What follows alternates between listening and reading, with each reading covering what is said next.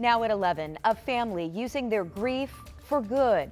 How the death of a man at a railroad crossing is now sparking a push for safety. And getting ready for what will be a colder Sunday, but 60-degree temperatures in the 7-day forecast. Plus, a foster care organization struggling with federal funding cuts. How you might be able to help. Live from Indy, you're watching 13 News.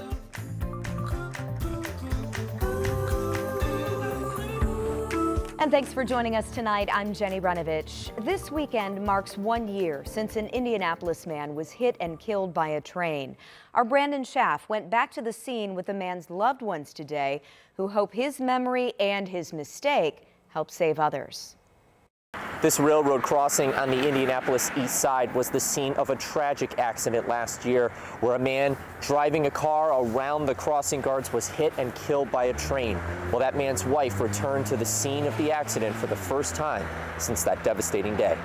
Michael Jackson didn't want to make this walk. She's avoided being here until now. It's where she lost her husband to a crash with a train. Your life is really not worth that second of just pausing and waiting until the train go past. 51-year-old Columbus Jackson was driving on East 34th Street last December and went around the gates. The train dragged his car 75 feet. According to the Federal Railroad Administration, because there are so many trains that travel through our state, Indiana is among the top 10 states with accidents at railroad crossings. In this crash, the conductor told police they tried to brake, but it takes a train about a mile to stop. IMPD says trying to beat it is not worth the risk. We just want them to be very aware of their surroundings, and if they see any sort of indication, whether it be lights or crossings or arms coming down, to potentially be ready to stop. To Michael and Columbus were married for 26 years. Family joined her at the scene, supporting her 1 year later. The pain hasn't gone away. He was so much part of everyone's life, and so every day it's a reminder that he's not here. It's just a hole in my heart of missing him. And as tough as it is to go back here, where her husband died, she hopes doing so and sharing his story will prevent another tragedy with a train.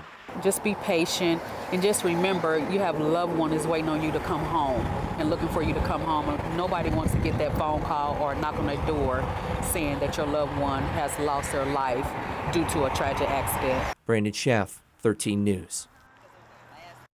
We have new details tonight about a deadly shooting on Indy's northwest side.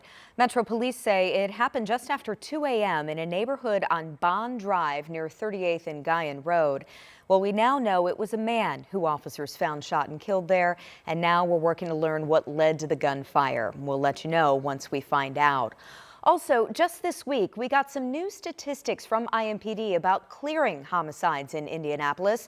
This year, Metro Police say their Criminal Investigations Division cleared more than 47% of criminal homicides. They also received nearly 7,000 tips through Crime Stoppers. That resulted in 150 arrests and $30,000 in rewards. A crash involving a stolen car killed a 13-year-old today and injured 4 other teens in Wayne County. This happened around 2:30 a.m. near the Indiana-Ohio border. Police say the car missed a curve in the road and crashed into some trees. A 13-year-old passenger died in the crash. A 17-year-old and 18-year-old were flown to a hospital in Dayton. And then another 17-year-old, the driver, was treated in Richmond. The 17-year-old driver, had minor injuries. Police say the car was reported stolen on Thursday. All right, 11:03 on your Saturday night, and we are kicking off really a big week for holiday travel. You're probably making plans with family, people coming in, people going out. Today's kind of the official day, Sean, where people are hitting the roads. Yeah. And not too bad now for us. Overall, it's going to be pretty quiet here. Yeah. The trend is going to be a warmer trend. I think the big travel headache's going to be out far west. Okay. West Coast going to have a lot of rain, some mountain snow. The interior is going to be pretty quiet and a lot of record highs. Yeah, no white Christmas. Spoiler alert, right? No, yeah, for a lot of folks too. Hey, 52 was the high today after the low of 23. Look at that precipitation for the year. We're over 6 inches below average, and we're probably going to finish in the top 15 for one of the driest years on record here for Indy. In fact, 3 of the last 4 are now going to be in the top 15. Here's our highs for today. Quite a contrast from yesterday. We had that southwest wind. We did have some sunshine to start, and then clouds come in the afternoon.